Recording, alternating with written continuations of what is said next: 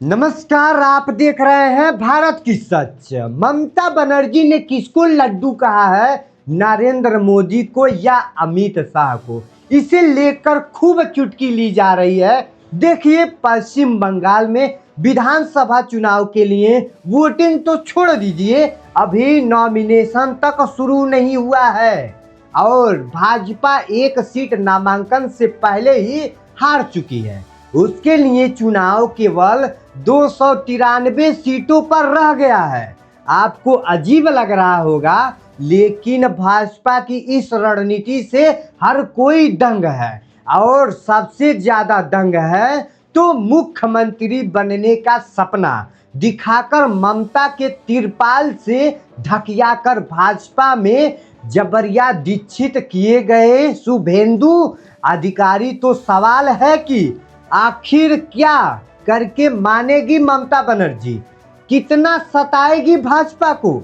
इस बार तो उन्होंने भाजपा के सबसे बड़े चेहरे शुभेंदु अधिकारी को ही फंसा दिया है। देखिए, तृणमूल कांग्रेस ने पश्चिम बंगाल विधानसभा चुनाव की कुल 294 सीटों में से 291 सीटों पर अपनी उम्मीदवारों का ऐलान कर दिया है। बाकी की 3 सीटें उसने अपने सहयोगी बीजीपीएम को दे दी है। और इस लिस्ट की सबसे बड़ी खबर और सबसे बड़ी पॉलिटिक्स यह है कि ममता बनर्जी भवानीपुर से चुनाव लड़ेंगे। 2 दिन पहले ही भाजपा ने शुभेंदु अधिकारी को इस सीट से उतारा था। आपको बता दूं कि शुभेंदु अधिकारी इस समय विधानसभा में नेता प्रतिपक्ष है। वह पहले ममता बनर्जी के सबसे खास लोगों में हुआ करते थे, लेकिन कुछ मामलों में उछले उनके नाम ने उन्हें मोदी की गोदी में लाकर रख दिया है। नंदीग्राम उनकी सीट है। पिछले विधानसभा चुनाव में शुभेंदु को ममता बनर्जी ने नंदीग्राम में ही चुनौती दे डाली थी। एक बेहद नजदीकी मुकाबले में शुभेंदु ने ममता को 1995 वोटों से हराया था और मुख्यमंत्री बनने के बाद ममता का विधानसभा पहुंचना जरूरी था। उनके लिए भवानीपुर से जीते शोभन देव चट्टोपाध्याय ने सीट खाली की। उपचुनाव में ममता ने भाजपा की प्रियंका टबरवाल को 98,832 वोटों से धूल चटाई थी। यह उनकी अब तक की सबसे बड़ी जीत थी। भवानीपुर ममता बनर्जी का अजय दुर्गा माना जाता है।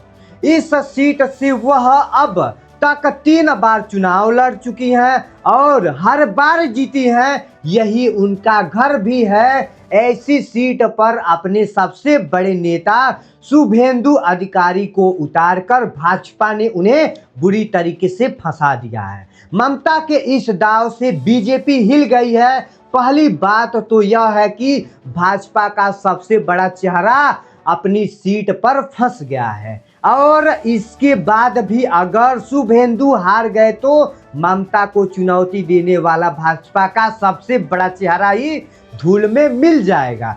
इसकी शहादत को ऐसे समझिए कि शुभेंदु 2 सीटों पर लड़ रहे हैं। इससे भाजपा का बहुत बड़ा ध्यान शुभेंदु को ही जिताने पर केंद्रित हो गया है। मतलब शुभेंदु बाकी उम्मीदवारों की जीत के लिए ना तो ज्यादा प्रचार कर सकते हैं और ना ही जमीनी रणनीति बना सकते हैं। उम्मीदवारों के नाम का ऐलान करने के लिए बुलाई गई प्रेस कॉन्फ्रेंस में ममता ने कहा कि मैं बीजेपी से कहना चाहती हूं कि आप डर क्यों रहे हैं? अगर लड़ना है तो गैस का संकट मत पैदा कीजिए, मैदान में आकर सही तरीके से मुकाबला कीजिए। इसके साथ ही ममता ने कहा कि यह विधानसभा चुनाव पश्चिम बंगाल के अस्तित्व की लड़ाई है और इसमें बंगाल ही जीतेगा, दिल्ली का लड्डू नहीं जीतेगा। मतलब कि इसे लेकर हर चौक चौराहे पर बड़ी चर्चा हो रही है दोस्तों कि दिल्ली का लड्डू यानी ममता बनर्जी ने कहा कि किसको कहा ये बात, यानी लड्डू किसको कहा। इसके साथ ही ममता चुनाव आयोग पर भी खूब बरसती। उन्होंने कहा कि चुनाव आयोग ने शानदार खेल दिखाया है, उन्हें सीधे बीजेपी के लिए प्रचार कराना चाहिए। ममता ने कहा, बावजूद इसके भाजपा के पास कोई मौका नहीं है। इस बार आपकी सीटें पिछली बार के मुकाबले में भी कम हो जाएगी। ममता के इस हमले के पीछे कुछ वजह है। पश्चिम बंगाल में विधानसभा चुनाव से एन पहले ही एक और बड़ा फेरबदल करते हुए चुनाव आयोग 16 तारीख की रात को 2 एडीजी सहित 19 आईपीएस अधिकारियों के तबादले का आदेश जारी करता है।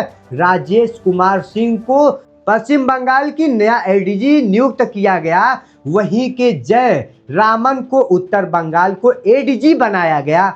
दोनों 1997 बैच के अधिकारी हैं। इसी तहत सासनसोल, दुर्गापुर, हावड़ा, दुगली, बैरकपुर और चंदन नगर में भी नए पुलिस कमिश्नरों को भेजा गया है। 12 जिलों के एसपी भी चुनाव आयोग ने बदल डाले हैं। इसे लेकर ममता बनर्जी नहीं, पूरी तृणमूल कांग्रेस हमलावर हैं।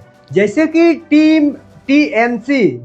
टीएमसी के सांसद सौगव राय ने भी कहा कि चुनाव आयोग ने आधी रात को किया अधिकारियों का तबादला, ऐसे भी क्या आपातकालीन स्थिति थी। आपको बता दें कि विधानसभा के चुनाव 5 राज्यों में हो रहे हैं, लेकिन सबसे ज्यादा ऑब्जर्वर देखा जाए तो चुनाव आयोग ने पश्चिम बंगाल में तैनात किए हैं 294, हर सीट पर एक, जबकि तमिलनाडु जैसे बड़े राज्यों में इसके आधे से भी कम आरवर्जनर तैयार किए गए हैं। सीटें हैं 234 और आरवर्जनर केवल 136 है।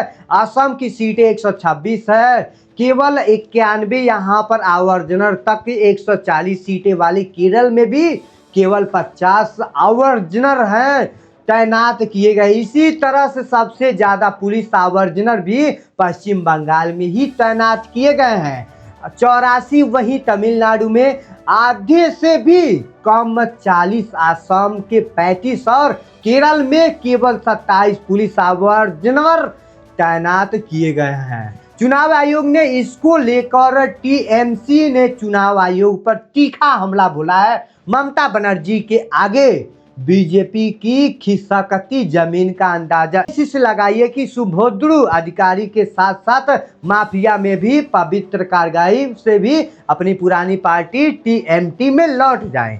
पवित्र यानी शुभेंदु अधिकारी के दाहिने हाथ माने जाते थे। 2021 के विधानसभा चुनाव में ममता बनर्जी के खिलाफ शुभेंदु की जीत अनिश्चित करने में पवित्र ने महत्वपूर्ण भूमिका निभाई थी। ममता ने तगड़ा दाव खेलते हुए पवित्रा को ही शुभेंदु के गढ़ नदी ग्राम में उतार दिया है। जिस दिन पवित्रा वापस टीएमसी में शामिल हुए उसी दिन उन्हें टिकट देकर मैदान में उतार दिया। बीजेपी का दाव ममता ने उसी के ऊपर खेल दिया। दूसरी बार टीएमसी ने एक साथ 291 उम्मीदवारों को नाम की घोषणा करके एक मनोवैज्ञानिक बढ़त भी चुनाव में हासिल कर ली है। बीजेपी अभी तक सिर्फ 144 सीटों के ऐलान पर अटकी हुई है। इसमें टीएमसी के अंदर जबरदस्त तैयार और एकजुटता का संदेश जताया है। वहीं बीजेपी का बिखराव और खुलकर सामने आया है। इसके अलावा ममता ने बगावत को थामने के लिए कहा, जिन्हें टिकट नहीं मिला है उन्हें संगठन में जगह नहीं मिलेगी। सब लोगों केवल जीत के लिए काम कर रहे हैं। इससे बीजेपी पर बाकी उम्मीदवारों के नाम जल्दी घोषित करने का दाव और बढ़ जाएगा। अब जरा एक और महत्वपूर्ण तथ्य पर गौर कीजिए, यानी कि ममता बनर्जी ने माटी मानुष्य के सिद्धांत का टिकट बंटवारे में भी लागू किया है। यानी 52 महिलाओं, 95 एसटी और 47 अल्पसंख्यक, यह महिलाओं, बहुजनों और अल्पसंख्यकों को मिलाकर बनाए टीएमसी के कोर वोट बैंक को मजबूर करता है। और बीजेपी इस चुनाव में कैसे लड़ने से पीछे ही पिछड़ गई है।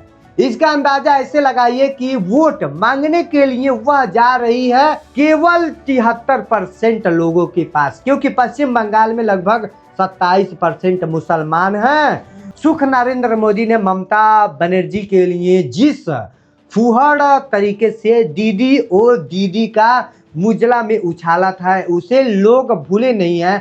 तो कुल मिलाकर कहानी यह है कि पश्चिम बंगाल नरेंद्र मोदी और अमित शाह के लिए ऐसे कुएं की तरह है जिसमें तैरने का उन्हें अभ्यास तक नहीं है और अंदर अंधेरा घना है। इस चुनाव में भाजपा की अगर कोई सबसे बड़ी ताकत है तो वो है पैसा, बेहिस्सत पैसा, सरकारी मशीनरी और चुनाव आयोग। देखना होगा कि यह तड़ी पश्चिम बंगाल में भाजपा के लिए कितनी कारगर साबित होती है। इसी के साथ वीडियो को समाप्त करते हैं। आपको इस चुनाव पे क्या प्रतिक्रिया है आप भी कमेंट सेक्शन में दीजिएगा। जय हिंद, जय भारत।